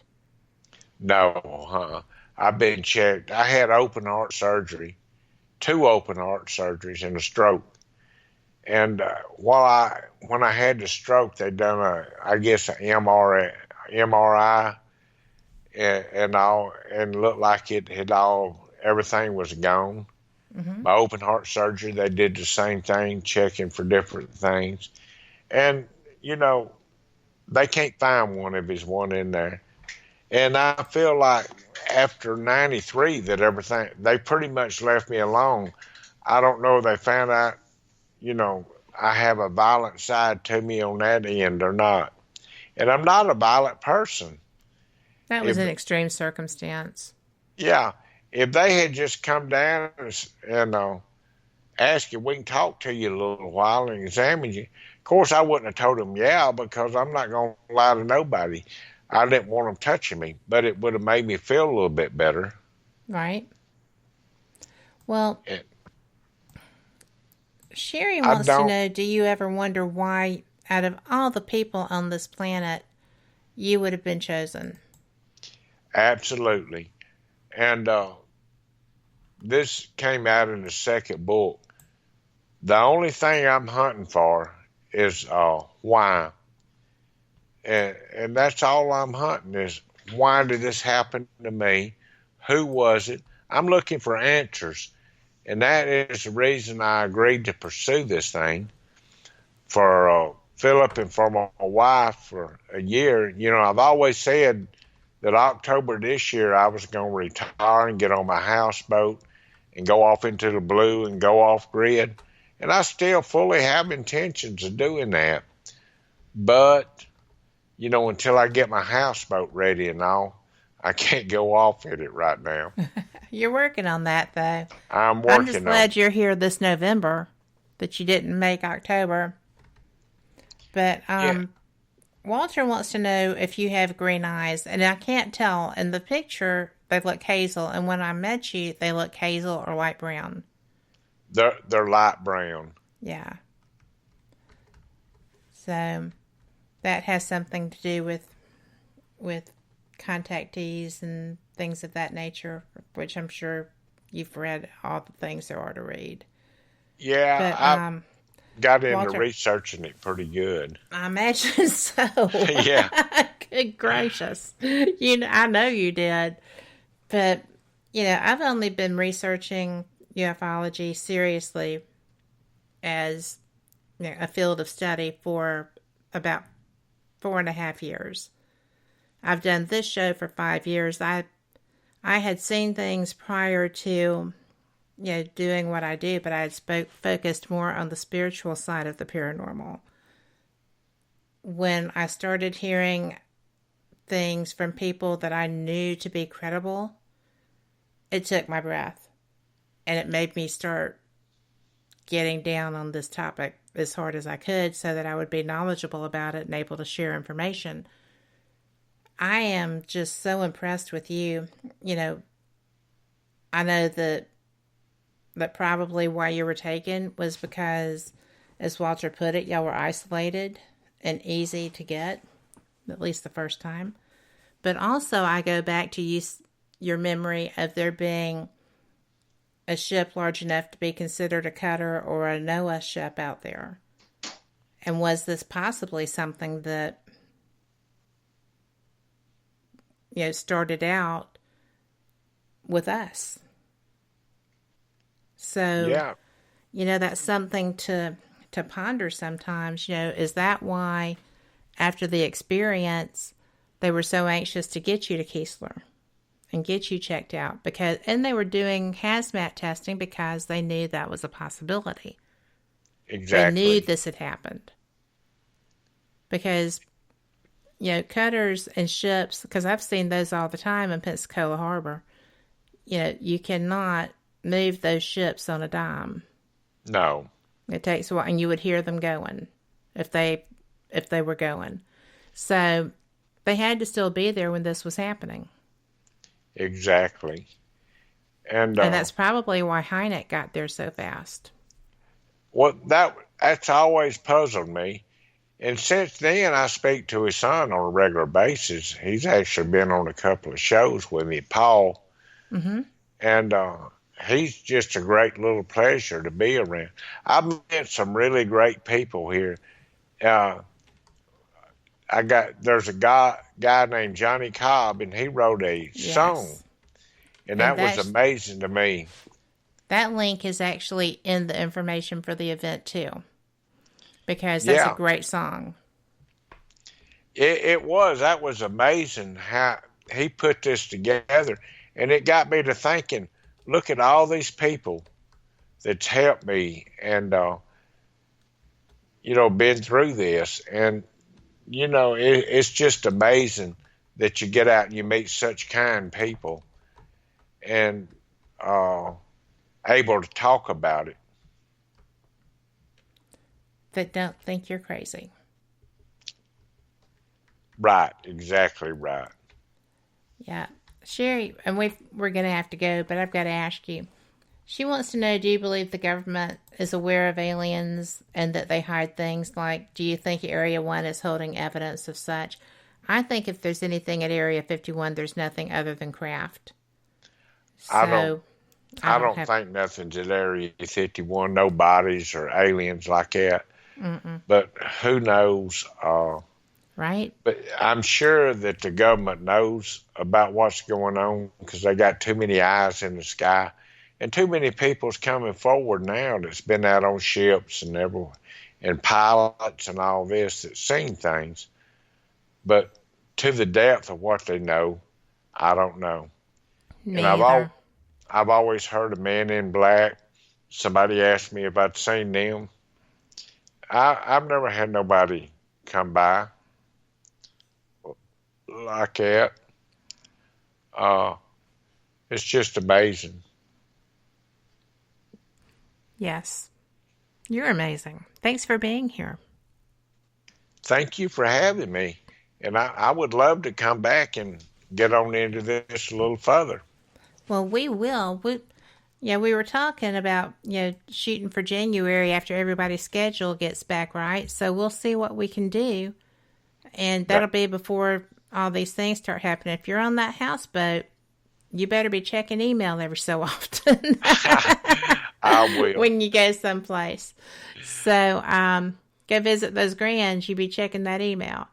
There you go. And, tell Waynette I said that I appreciate her giving you up for a couple of hours here. I've thoroughly enjoyed this discussion. There's so many other questions I did not even get. I marked off 2 things. So out of 10 points that I wanted to get to. So you're going to have to come back. I'm so looking forward to that. I'd be happy to. And, we'll just get into all of that. For everyone listening, thank you so much for being here. I know that this gets downloaded a lot. Folks have things to do sometimes. And, we've just got a big week coming up on WBHM Digital Broadcasting. We've got Paranormal Pride with Denise Pridemore tomorrow night. I'll be back Wednesday with Paranormal Experienced. Friday is going to be Paraversal Universe with Jennifer and Kevin Malik, as well as Ghost Talk Radio with Shelley Burke Robertson. And next week will be a new edition of Fate Mag Radio, and Linda Godfrey will be joining me. So I'm looking forward to that. I've never had a chance to have a conversation with her, and I so admire her work. This is going to be great too. But until then, remember, be the person you want to see out in the world. Be the friend you'd like to have. And just, manifest that happiness. Start each day with the decision that this is going to be a great day. It works. I promise you. And with that being said, Calvin, thank you again so much. I look forward to our next conversation. Well, thank you for having me. And I'm also looking forward. Awesome. It'll be cold in January, so I don't mind sitting in the house. Right? Tough to fish because I've gone out there and tried in Biloxi in January, and it is cold. When it gets cold. All that weight, I just sit there and shake and everything. 140 pounds coming off a fat boy's body is a lot of weight. Yes, it is. And that's another person. It is, and I stay cold all the time. Well, I'm on blood thinner for that, where I had that stroke and all. Yeah, David has to take those too, so I feel you on that. He is often chilly like that too. Yeah, I just can't stand the cold. Now it could get up to 115. It don't bother me. But I'm like that. I like deserts, but that's because there's no humidity, and I'm used to a Gulf Coast summer, right? Right. Exactly. A desert summer's nothing. But I enjoyed the weather in Phoenix. I did too. Everybody's like, "Oh, it's so hot." Well, not so much. I can't say I enjoyed the food. Well, I got taken out by some friends in Phoenix one night, and they took me to a pizza place, and Federal Pizza. If you're in Phoenix, go there and eat. But it was awesome. Well, great. But other than that, The hotel had the same stuff all the time, but it was good stuff, but it was still, marked menu. Oh, and, we're going to have to go. Okay.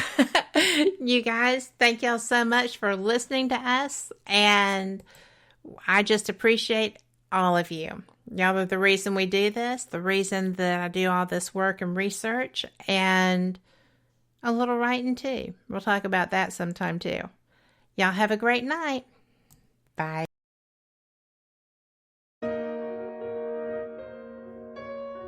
You are listening to WBHM Digital Broadcasting.